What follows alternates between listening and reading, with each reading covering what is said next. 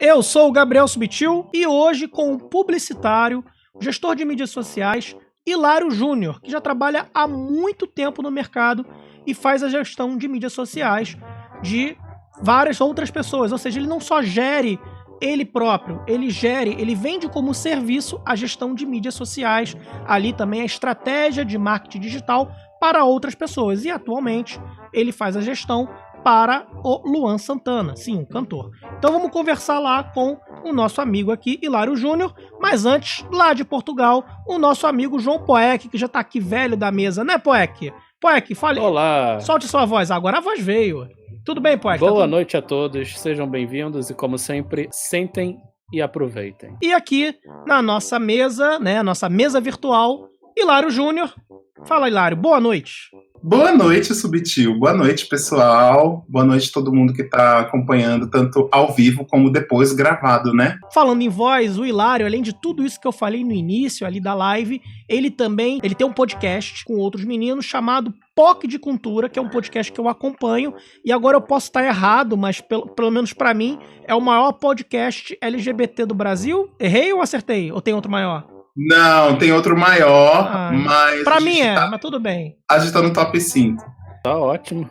Bom, já tá ótimo. Então, se você gosta de acompanhar o conteúdo LGBTQ+, aí nas redes e quer conhecer mais um conteúdo, acessem lá pocdecultura.com. POC é P de pato, O de ovo, C de casa, né? Em todas as redes sociais também, ou procura POC de Cultura no seu player preferido de podcast. Sim, muito bom, gente. Aproveitem, é um conteúdo maravilhoso, mas depois da live. Hilário, você é formado como marketing? Como é que é a sua formação? Só pra gente entender aqui. Eu sou formado em Publicidade e Propaganda pela Universidade Católica de Pernambuco e tenho uma pós-graduação em marketing digital, foco em e-commerce na Universidade AMB Morumbi, aqui em São Paulo. Você foi de Pernambuco para São Paulo, você mudou então, você viajou, mas foi proposital por São Paulo ser ali um celeiro do digital, de tecnologia? Cara, não tem nada a ver. Não foi, Na não verdade, foi isso. Fazer faculdade em Recife, eu já tinha trabalhado em muitos lugares, etc. Tal. Eu brinco dizendo que eu só não trabalhei na Globo, em Recife, mas eu fazendo estágio e trabalhando em muitos lugares, principalmente em rádio. Adorava trabalhar em rádio, eu trabalhei na Transamérica, na Jovem Pan, na Antena 1, em várias rádios, e trabalhei na MTV em Recife também. E, na verdade, foi muito por acaso que eu vim para São Paulo. Eu gostava muito de uma banda, que eu gosto ainda, na verdade, uma banda chamada O Teatro Mágico, que é uma banda aqui de São Paulo, que era uma banda super em alta no final ali dos anos 10, né, da primeira década, aqui da nossa 21. E eu era fã maluco, apaixonado pelo Teatro Mágico, e por eu trabalhar com comunicação, eu acabava conseguindo muitas coisas para eles, e aí, por isso, eles acabaram me chamando para trabalhar com eles, e foi isso, basicamente. E aí eu vim para São Paulo para trabalhar com Teatro Mágico e fiquei. Isso faz 12 anos. Nossa, eu me mudei em 2008 para cá, maio de 2008. Que história incrível, porque assim, eu conheço o Hilário há muito tempo, eu até lembro dele com relação ao Teatro Mágico, eu me recordo de algumas cenas dele falando depois no Twitter, depois que ele passou dessa fase. Teve uma época que você tweetou alguma coisa, eu lembro disso no Twitter. O Hilário, ele é publicitário, e ele presta serviço de estratégia de marketing digital e gestão de mídias sociais para terceiros. Então, essa é uma maneira que ele consegue ali o ganha-pão dele, a maneira que ele trabalha hoje. E ele também é criador de conteúdo, mas não é sobre criação de conteúdo que nós vamos conversar com ele hoje, é mais sobre isso. Esse meu trabalho nas redes sociais, na internet, eu tenho um blog, na verdade, desde 2001. Eu tive blog no Blogspot, tive blog no Blogger, no Blig. Tive blog no Live Journal, que existia também, depois saiu do ar, então eu tive blog, eu sempre tive nessa época. Eu era um dos 75 primeiros queridos leitores da Rosana Herman. Nossa senhora, nunca cheguei lá. E aí eu tava no blog dela quando ela comemorava picos de acesso de 40 pessoas. 40 pessoas entraram no meu blog hoje, e ela ficava comemorando, enfim. E eu tinha eu tenho blog dessa época, porque eu tenho internet desde 95 em casa. Por causa disso, eu sempre tive ali um pezinho na internet, essa vivência por aqui. Eu sempre fui muito da internet, e depois, quando eu comecei a trabalhar mesmo, eu fui trabalhar primeiro como em assessoria de imprensa. Apesar de estar fazendo faculdade de publicidade e trabalhar com publicidade, fui trabalhar em assessoria de imprensa, que era o trabalho que apareceu, e eu fui trabalhar em assessoria de imprensa, e depois, para o Teatro Mágico ter uma relação muito próxima com a internet, foi que eu vim parar aqui nesse mundo, entendeu? E aí, profissionalmente falando, eu comecei a trabalhar, e eu já trabalhei em várias coisas, não só Hoje, por acaso, eu estou de volta na música, mas eu já trabalhei em agência de propaganda, já tive a minha própria agência, várias coisas, já atendi clientes do grande ao pequeno, já atendi Coca-Cola, já atendi governo do estado de São Paulo, já fiz campanha presidencial, já fiz 2 campanhas presidenciais. É mais fácil fazer a campanha, trabalhar para grandes marcas através de uma agência, ou sozinho você consegue, mesmo com alguma dificuldade, você precisava ali estar atrás de alguma agência, ser profissional de alguma agência grande para conseguir a carteira de alguns clientes? Mas como é que foi isso para você? Tudo depende muito dos contatos que você tem, né? Infelizmente, assim, eu acho que ou um pouco de sorte, né?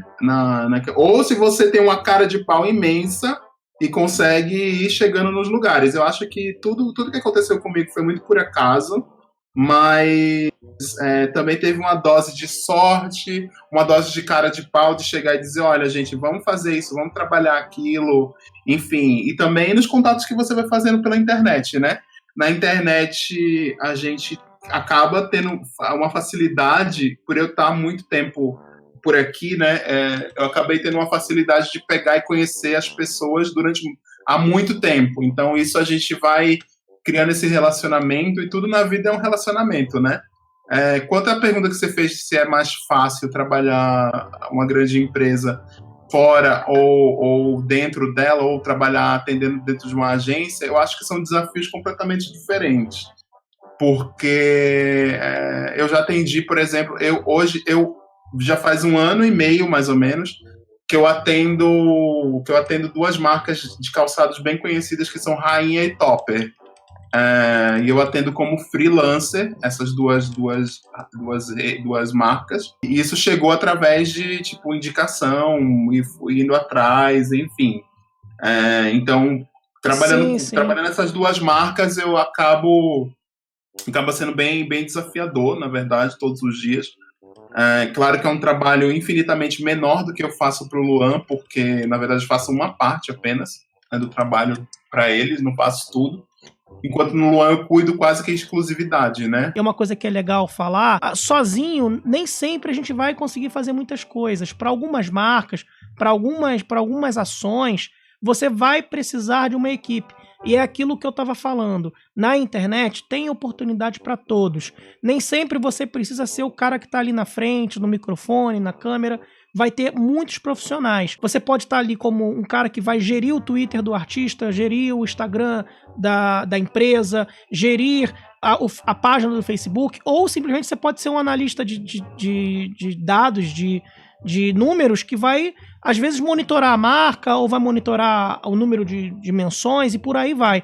Ô, Poek, você tem uma pergunta aí para fazer, não tem, Poek? Tenho uma pergunta que, por acaso, pode ser a pergunta de muitos ouvintes nossos, que seria: como a pandemia afetou o setor de marketing digital, e qual a sua visão, como é que você vê as possibilidades do futuro desta área? Eu acho que a gente teve bastante oportunidade nesse momento, porque tudo se tornou digital, né? As pessoas davam uma importância menor para a internet, passaram a ter muito retorno. Tiro por aí o aumento exponencial das pessoas consumindo e comprando através do e-commerce. Mesmo e-commerce teve um salto gigantesco, assim, as plataformas de e-commerce, pesquisas e reportagens mostrando como lojas como Magazine Luiza e Mercado Livre cresceram mais de 20% em meio à pandemia, né? Isso aí sempre vai rolar, então eu acho que teve bastante oportunidade. Como eu estou relacionado no mercado da música nesse exato momento, o mercado da música ele foi o mais afetado, ele foi o primeiro a cair, né, com a pandemia. e ele vai ser o último a voltar, na verdade, né? Então, a gente não tem previsão de show, por enquanto, show presencial grande. Então, particularmente, assim, a gente está bem...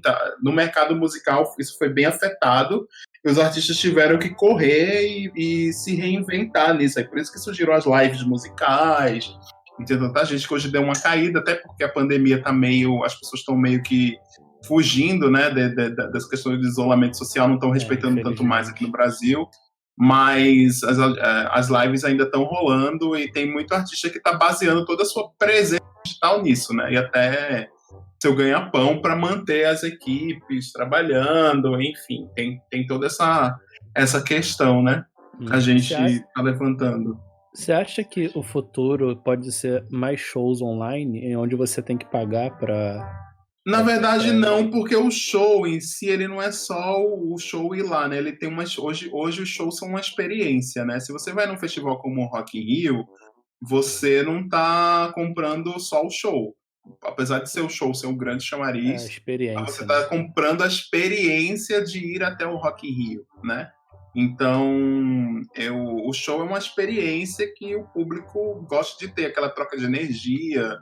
Enfim, eu acho que sim, mas eu acho isso é uma tendência bem, bem importante, eu acho, aqui, da gente ter, sim, além do show presencial, ter o show online, entendeu? E como esse show online ele vai ficar disponível, se é em paralelo ao show, o show tá rolando e você transmite ele ao vivo, ou ele tá rolando e você... grava e transmite depois, ou as pessoas têm só o show online uma vez por mês. Enfim, tem várias opções aí que podem ser, mas eu acho que isso é uma próxima, vamos dizer assim, um próximo passo, né? É um próximo passo, é um passo que já é realidade hoje pro mercado musical, entendeu? Como um todo, e isso vai agora de como cada um vai aproveitar isso. A gente está fazendo essa live na Twitch, né? Eu sei, por exemplo, que a Pitty, que é uma cantora bem conhecida, e vários outros artistas, né? Eles têm feito experiências muito interessantes aqui na Twitch, e conseguido uma renda muito interessante, assim, comparável até a um cachê de um show. Não é um cachê de vários shows, porque o artista faz vários shows no mês, né? Mas pelo menos um cachê de um show aproximadamente. Já paga uma estrutura, de repente? Já paga uma estrutura, isso. Então dá para pensar em várias coisas, né? Isso vai assim, não tem só artista grande ou médio fazendo coisas na internet. Artistas pequenos também começam a fazer e tem retornos interessantes. Eu acho que isso tudo vai muito de como você pensa a sua estratégia digital, a sua presença digital ali, né? Na internet como um todo.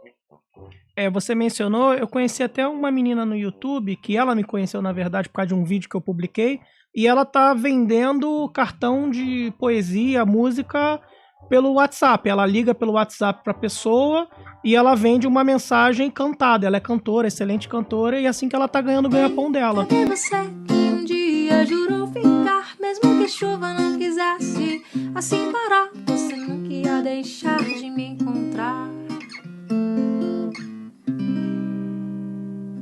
Oi, eu sou Brena Lee, eu sou cantora e compositora. E diante desse cenário que a gente tá vivendo, né, a gente precisa inovar. Então estou buscando trabalhar principalmente com serenata musical online, com cartões musicais. E se você quiser conhecer um pouquinho mais do meu trabalho, é só você me encontrar nas redes sociais, buscando lá Brena Lee Oficial, Instagram, YouTube, Facebook. A gente se encontra e faz a festa. Beleza? Beijo grande. São muitos fatores e às vezes até um pouco de sorte. Eu até acredito, não sei se vocês vão concordar comigo, mas eu até acredito que sorte é uma questão de oportunidade com um pouco do que você sabe fazer, né, do seu preparo. Então eu sempre falo assim para as pessoas que estão começando, olha, aproveitem o conteúdo que vocês têm, estudem o que vocês gostam, pratiquem com vocês mesmos o que vocês gostam de fazer. Eu adoro ficar no Twitter, na internet, e em algum momento vai aparecer uma oportunidade. Primeiro de tudo, você tem que ter muito cuidado com o seu conteúdo. Tem que entregar o melhor conteúdo possível, da melhor forma que você sabe fazer. E aí, depois que o seu conteúdo estiver redondo e já tiver uma galera, e assim, essa galera não precisa ser milhões de pessoas, você não precisa virar um Felipe Neto da noite pro dia, tá? Mas se você tiver uma quantidade de pessoas curtindo o seu trabalho, aí você pensa na monetização desse seu trabalho, entendeu? Claro, eu tô falando isso aqui num conteúdo aberto na internet, né? Não um conteúdo fechado que você vende como curso, ou você vende como tutorial, enfim, isso aí é outra história, né? Ou afiliado, enfim. Tô falando quanto influenciador, né?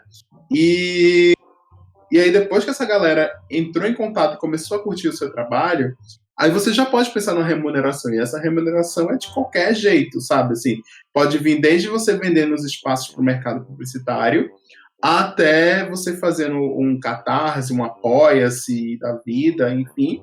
E depois você fazendo trabalhos com afiliados ou vendendo cursos, enfim. Aí você monetiza o seu conteúdo da forma que você achar mais fácil, tá? Mas acho que o primeiro passo é isso. E respondendo o que ela está falando aqui do Twitter, que ela está perguntando aqui, que eu estou olhando aqui o chat também, ela perguntou especificamente sobre o Twitter, né? O Twitter, ela é uma rede bem difícil de se trabalhar, na verdade. Muito difícil. Ela, para conteúdos, ela primeiro é uma das redes mais antigas que a gente tem hoje em atuação, até que o Orkut, era mais antigo que ela, não existe mais hoje. MySpace não existe, mas o Twitter está aí, firme e forte, se mantendo aos trancos e barrancos, às vezes em baixa, às vezes em alta, como a gente está em alta nesse momento, já vem num período de alta desde 2018, né, 2017, 2018, que eles estão num período de alta. E eu acho que no Twitter, na verdade, é você ir muito pelo que está sendo comentado ali no momento. Muita gente, o que eu vejo assim, de influenciadores que dão certo e que eles estão se mantendo ali, tem uma audiência legal, é que eles vão comentando o assunto do dia. Então você vai comentando o assunto do dia mesmo e vai virando a doida do assunto do dia. Então, se hoje está falando sobre cachorrinhos, você vai falar sobre cachorrinhos. Se amanhã você está falando sobre... se amanhã eles estão falando sobre preconceito contra pessoas trans, você vai dar sua opinião sobre pessoas trans, entendeu? Isso eu estou falando de uma forma simples, como é que você ganha seguidores e espaço. Mas, antes de tudo, eu acho que você tem que ter um assunto padrão, ou um assunto que você domina muito, você se tornar a pessoa referência daquele assunto. A autoridade daquele assunto. A autoridade, para você se tornar essa pessoa referência, você tem que fazer coisas que outras pessoas não estão fazendo, entendeu? Vou dar um exemplo. Há uns 2 anos atrás, ano passado, na verdade, é que 2020 está um ano tão atípico que, enfim, né? Como acontece? De anos dentro de um ano só. Mas ano passado, o meu podcast, o Pop de Cultura, ele foi convidado para ser acelerado pelo YouPix, que é aquela consultoria, que já foi evento, que já foi um monte de coisa, da Bia Granja, que é uma das maiores autoridades da internet do Brasil. A gente foi acelerado pelo YouPix, e a gente foi um dos primeiros podcasts a ser acelerados por eles, na verdade. E ela deixou bem claro, assim, todo ano a gente recebe, muitos podcasts se inscrevem, mas todo ano a gente recebe um podcast, que é um MesaCast, e que é um podcast igual ou cópia do Jovem Nerd. Então, assim, cara, não tô criticando o Jovem Nerd, nem tô criticando quem faz conteúdo de super-heróis e cultura nerd, etc e tal. Até porque consume esse tipo de conteúdo. Mas, tipo, se você vai fazer um conteúdo desse, você vai ter uma referência gigantesca, que é o Jovem Nerd, e vai ter milhões de pessoas copiando o Jovem Nerd. E como é que você vai se destacar na multidão se você está falando sobre as mesmas coisas, fazendo os mesmos quadros, dos mesmos falando jeitos, sobre os mesmos assuntos, já tem um holofote muito forte, inclusive assim, fazendo as mesmas piadas, entendeu? Você tem que achar um conteúdo que seja seu, um jeito diferente e seu de fazer as coisas e que fale com o público. Você pode até fazer o conteúdo daquele, mas vamos pensar além do Jovem Nerd, talvez um conteúdo de podcast nerd que, ao invés de seja comentando o último lançamento da Marvel, vamos pensar sobre como ensinar as pessoas a fazerem vídeos da Marvel. Sei lá, tô dando exemplos aqui absurdos, entendeu? Mas é isso, é muito você procurar como você pode se destacar na multidão. E esse de se destacar na multidão é difícil pra caramba, entendeu? Pra achar o seu. Tem gente que vai passar anos tentando, vai se frustrar e não vai conseguir. Mas é mais ou menos por aí. E a gente foi convidado a fazer esse aceleramento do YouPix justamente porque o nosso podcast era um dos primeiros LGBTs que chegavam para eles. ou o primeiro, e era o primeiro que, na verdade, trazia uma discussão de assuntos relacionados à comunidade LGBT com pitadas de humor e pitadas de cultura pop no meio, entendeu? Então isso se tornava... Então a gente está discutindo ali preconceito contra a comunidade trans, mas a gente está falando sobre isso e a gente no meio coloca uma Beyoncé no meio, entendeu? Então não fica aquele assunto chato, modorrento, parecendo um comício, mas fica uma coisa palatável que todo mundo acaba entendendo e assimilando a pauta, entendeu? Então isso é um diferencial nosso. E tanto é que a gente começou a fazer esse conteúdo e hoje tem dezenas de podcasts iguais ao Pocket de Cultura, inclusive com o mesmo número de pessoas, com a mesma diversidade que a gente tem, tipo, pessoas brancas e pessoas negras, pessoa nordestina, pessoa do sul, pessoa de não sei o que lá. E a gente já teve coisas de outros de podcasters disseram, me inspirei no POC para criar o meu podcast. Então, tipo, você se inspirou, mas será que você só se inspirou ou você copia o conteúdo, entendeu? Então tem que achar um jeito de você fazer as coisas mais do seu jeito e que as pessoas consigam assimilar. Isso vale para qualquer rede social, tanto para fazer um conteúdo como o nosso ou fazer redes sociais como o Twitter. Pensa só, tipo, tem um usuário muito famoso do Twitter, é o Luscas, @Luscas. Ele é super famoso no Twitter, tem muita audiência, muito engajamento, e o Luscas só faz piadas o dia inteiro, e piadas triviais que qualquer pessoa faria essa piada. E o Luscas se destacou nesse meio, com aquele humor ali dele. Então, você pode ficar fazendo piada na internet? Pode, mas você ter que fazer uma piada diferente da que o Luscas faz, né? E não ficar repetindo o que ele já fez. Como é que você vai marca, se diferenciar, né? É basicamente criar marca, né? Criar a sua pegada. Aquilo. Exatamente. Aí você entra num papo de branding, né? Que aí é bem... É bem coisa de publicitário, coisa de marketing. Isso, exatamente. E você quer ter destaque, e com esse destaque conseguir alguma coisa financeira, você tem que se diferenciar. E ele falou aqui diversas estratégias. Mas lembre-se, tem que estar atento também. Às vezes as pessoas pegam uma estratégia como essa e usam como uma fórmula. Não pensem como uma fórmula. Leiam o mercado, acompanhem o mercado. Eu aqui no início do podcast, agora fiquei falando podcast. Aqui no início da live eu falei que eu sou muito fã do conteúdo do Pocket Cultura, que é um dos podcasts que eu escuto ali. E por que eu escuto? Porque eu quero conhecer o público, eu quero entender o público, eu tô sempre antenado em todo tipo de conteúdo. A linguagem do Pocket de Cultura não é só para o público LGBT, é uma linguagem palatável que eu entendo, que não é do meu mundo, não é do meu universo, e eu tô lá quase toda semana, não são todos os assuntos que eu procuro escutar, mas sempre que possível, e eu tô lá entendendo, compreendendo, inclusive recomendo muito o episódio, não sei se foi dessa semana ou semana passada, sobre família, que pra mim, assim, foi um episódio excelente. Lembra quando a sua professora da escola dizia assim pra você, você precisa ler mais para poder escrever melhor? De certo modo, a maioria das pessoas que eu vejo fazendo isso, e bem, não são muito diferentes dessa velha dica da sua professora da escola, sabe? Quanto mais você consome conteúdo, você consegue construir o seu conteúdo. É como se você conseguisse pegar um pedacinho de cada lugar. E aí você constrói o seu conteúdo e se diferencia. Hilário, no mercado hoje, a gente quando está começando, a gente está muito preocupado com os nossos hard skills. Para quem não sabe, os hard skills justamente são aquelas nossas habilidades que seriam as principais. Eu sei escrever bem, eu sei falar inglês.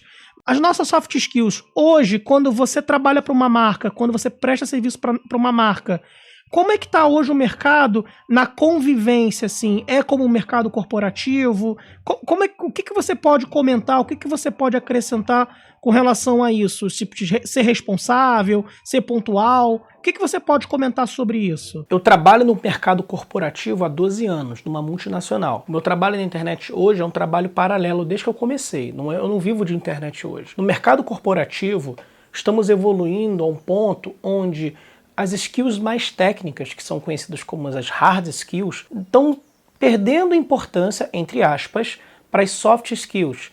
Eu não deixei claro na pergunta ao Hilário, mas seria aquelas skills mais sociais. Na internet, eu tenho percebido esse mesmo movimento do mercado corporativo. Você pode ser um excelente programador, você pode ser um excelente comunicador em passar aquele seu conteúdo, você pode ter ali um hard skill de pedagogia, de fazer um excelente material pedagógico para poder transmitir aquele seu conhecimento. Mas na internet e no mundo corporativo hoje em dia, se você não tiver habilidades sociais, de você saber conversar com as pessoas, saber ter empatia com as pessoas, se você não souber escutar, se você não souber dialogar, ou seja, se você não souber interagir com as pessoas, você acaba, mesmo tendo bastante qualidade numa questão técnica ou num conteúdo, desenvolva as suas habilidades sociais, porque no fundo, depois de tudo que você ensina na internet, você transmite de conteúdo, ou você até mesmo ao prestar o serviço, você vai precisar ter um pouco desse tato humano. Todos, no fundo, são seus clientes e você tem que saber interagir com eles. Eu acho que isso já faz algum tempo, né, no mercado de comunicação como um todo. Quando você pensa em publicidade é a mesma coisa, né?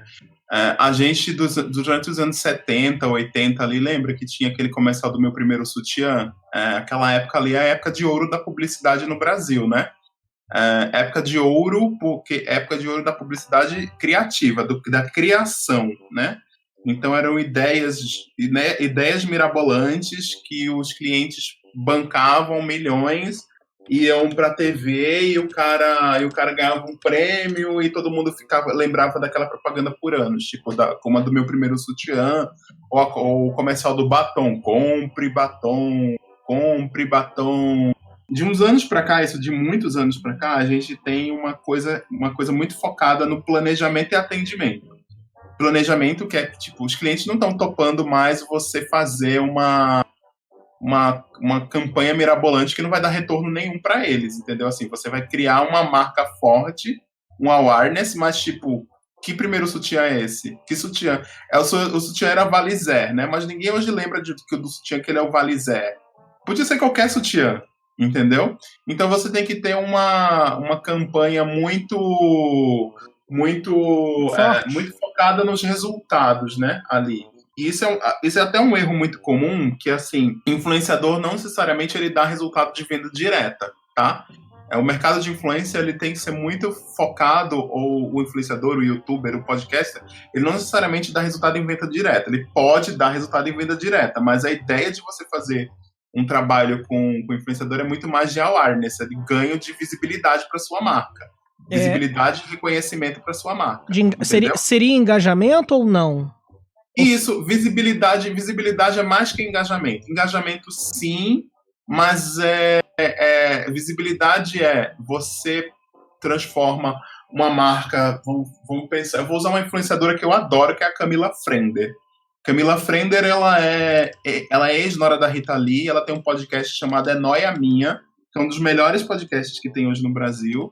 E ela tem um Instagram maravilhoso. E aí Camila Frender, ela tá lá, ela faz anúncio de uma marca chamada Sorvete Discreto, que é uma sorveteria aqui de São Paulo, que são sorvetes prêmios. É o melhor sorvete que eu já tomei na minha vida. Qual é o nome do podcast dela?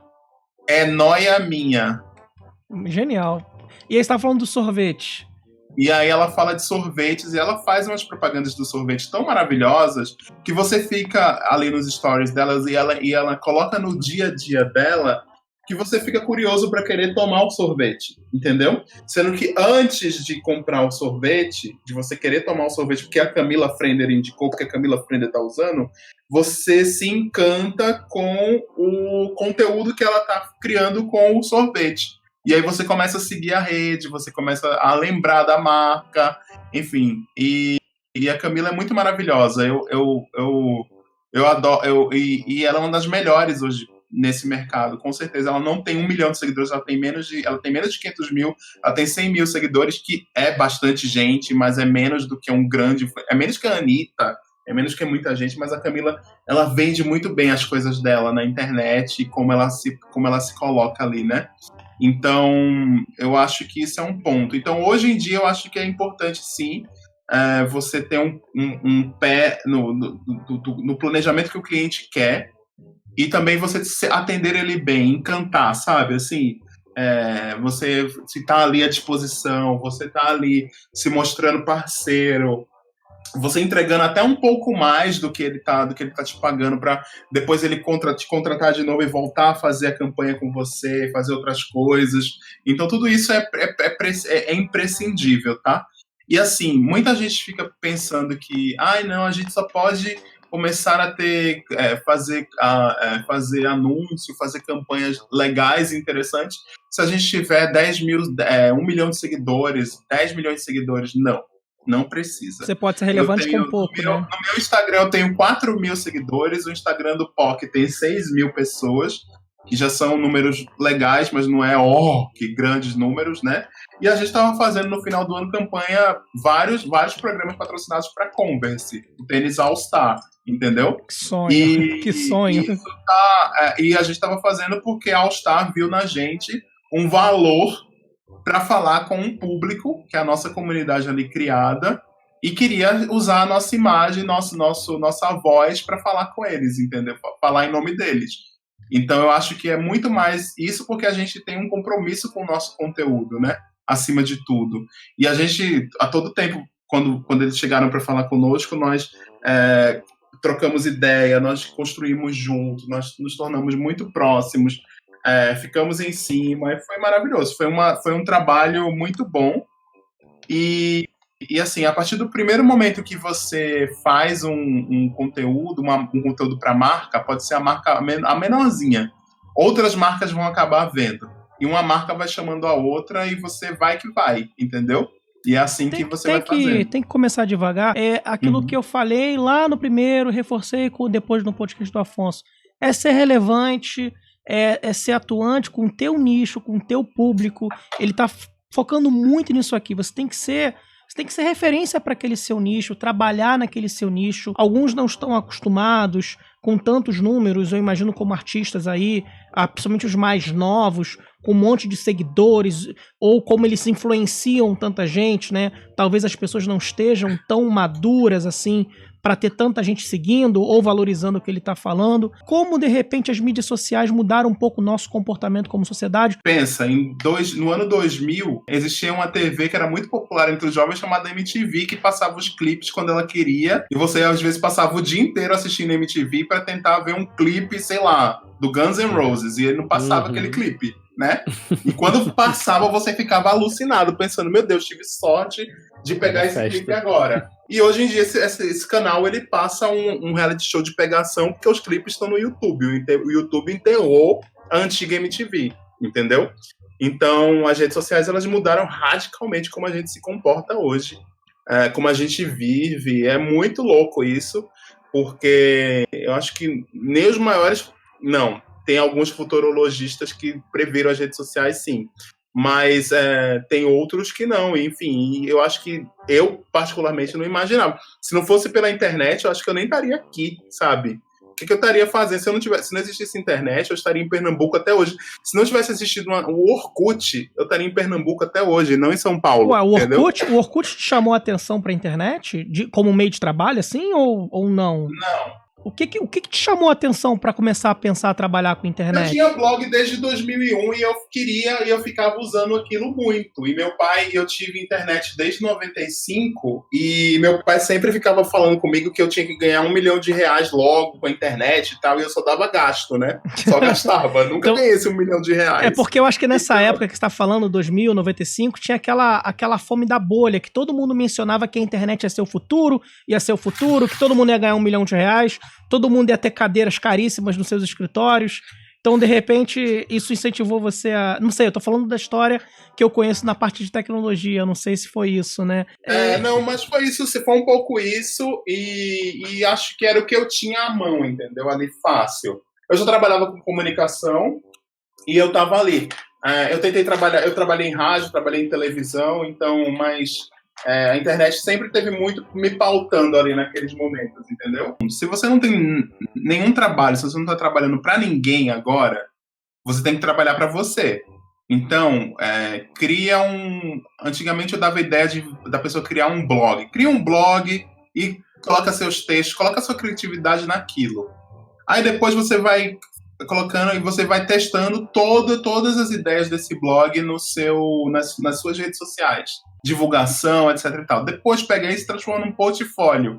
E aí você vai chegar, bate na porta das pessoas mesmo. Ou entra nos sites de freela e vai oferecendo seu trabalho baseado no que você tem ali, entendeu?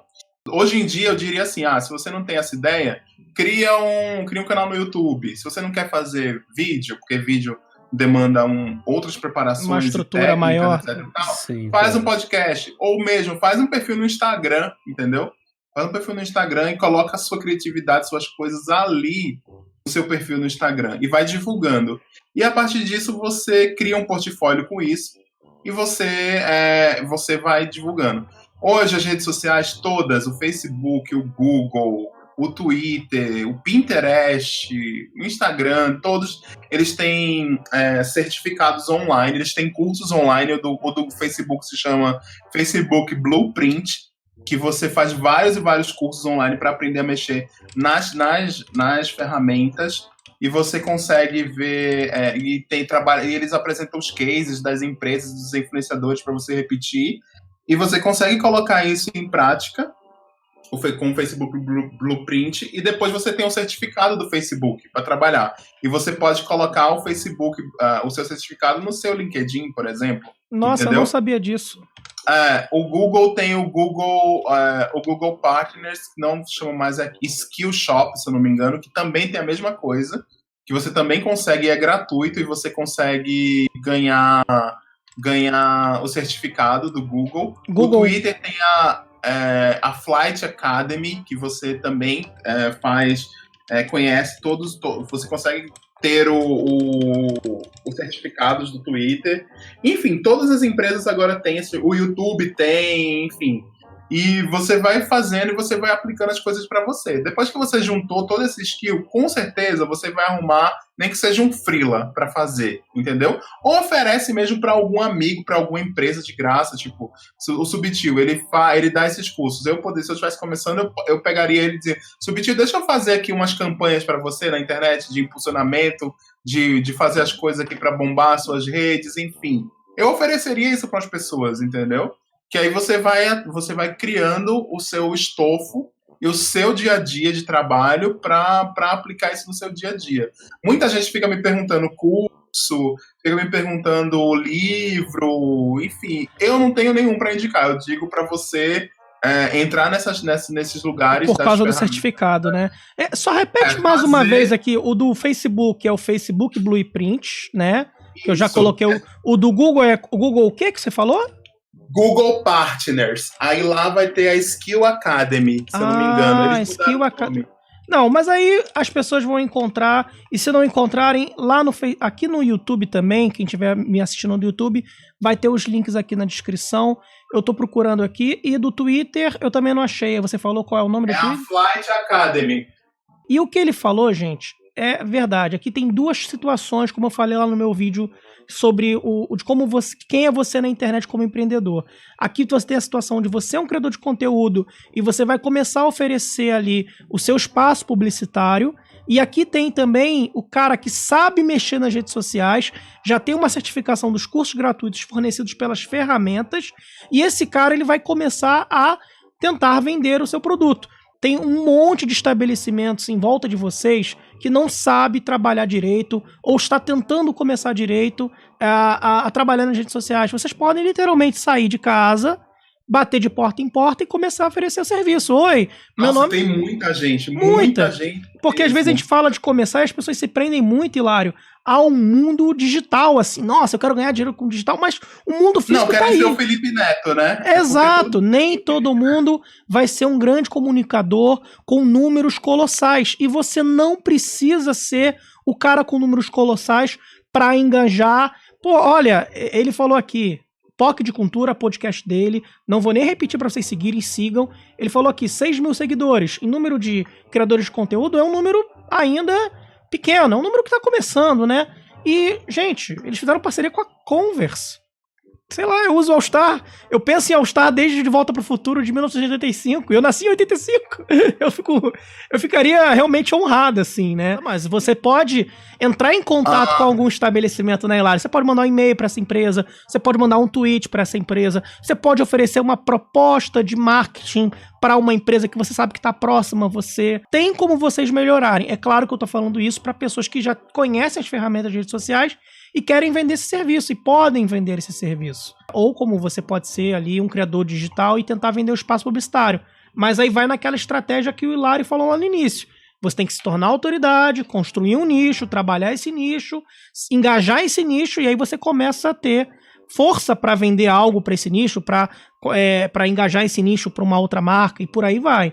Essa foi a nossa live de hoje e muito obrigado. Eu fui o Gabriel Subtil. Essa é a live de Empreendendo na Web, que acontece toda quarta-feira às 19 horas. E é isso. Muito obrigado. Valeu!